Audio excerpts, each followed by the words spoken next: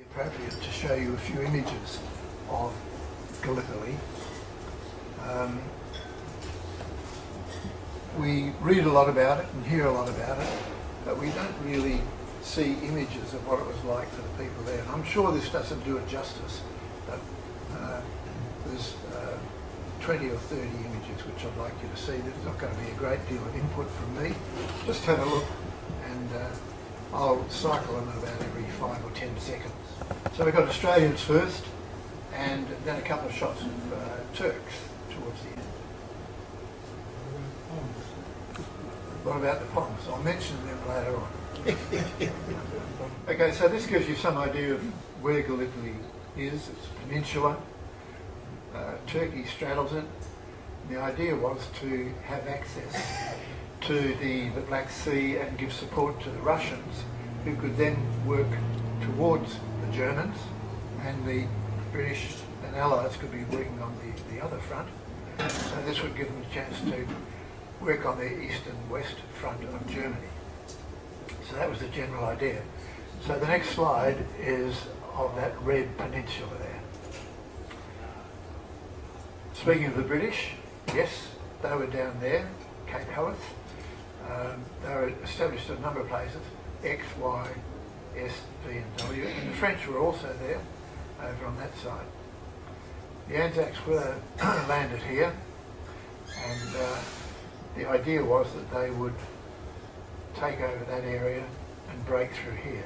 They never did. The Turks were fierce opponents.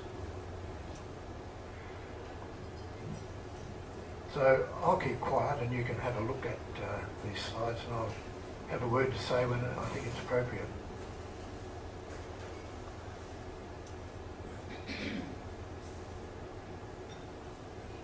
The horses didn't go to Gallipoli, did they? No, they didn't. It was a sad thing to separate a soldier and his horse. No real pair.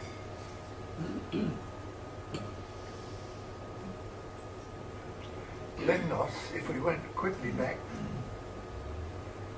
to this, there's Lemnos. That was the island where they recuperated and got things organised in case. So there we are back at Lemnos. Pretty big concentration of shipping.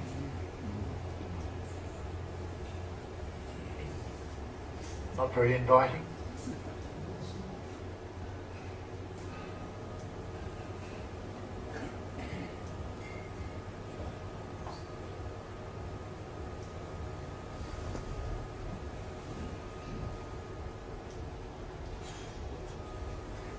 The landing started at 4:30 in the morning, I believe. Weren't they being fired on there? Yes. Yep.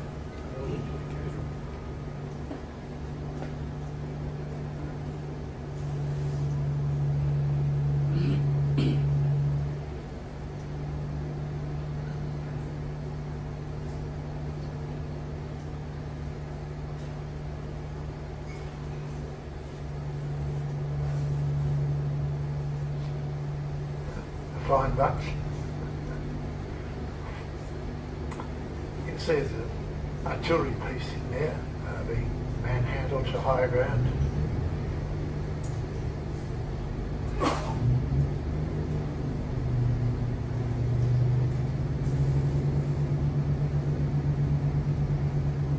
Month after month in a trench like that wouldn't be very much fun, would it?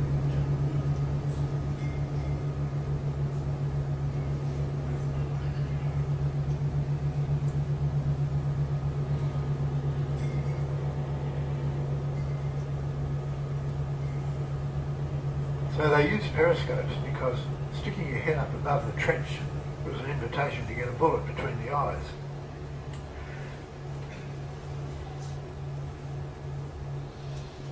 If you look at that outfit, the bloke here is looking into a mirror which takes him up to a mirror there, which is in line with this rifle, and the mirror is looking down the sights of the gun.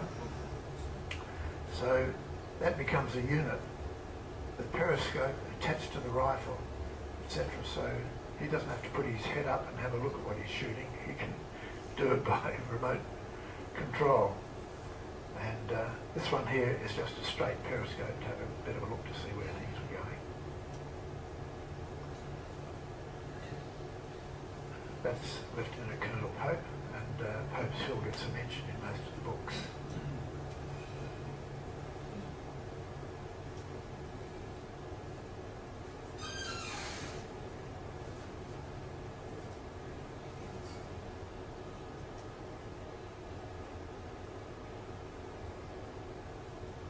No one's worrying about sunburn by the look of things there.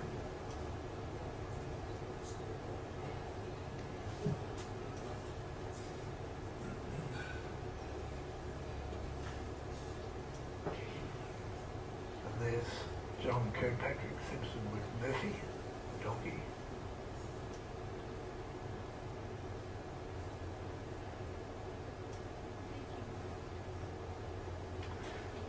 And for recuperation and for recovery, the soldiers were repatriated to Lemnos, the island, and it doesn't look as if things were much better there. Except they weren't being fired. Weren't being fired, yeah. There's a Lemnos hospital here, isn't there? Yes, a lot of the names recur.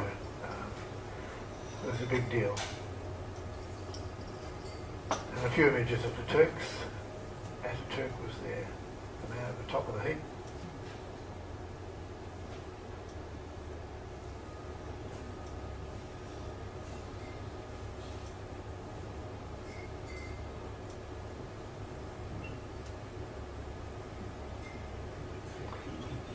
The person who was subject to talk here, Paul McGuinness, was early into Gallipoli and one of the last to leave.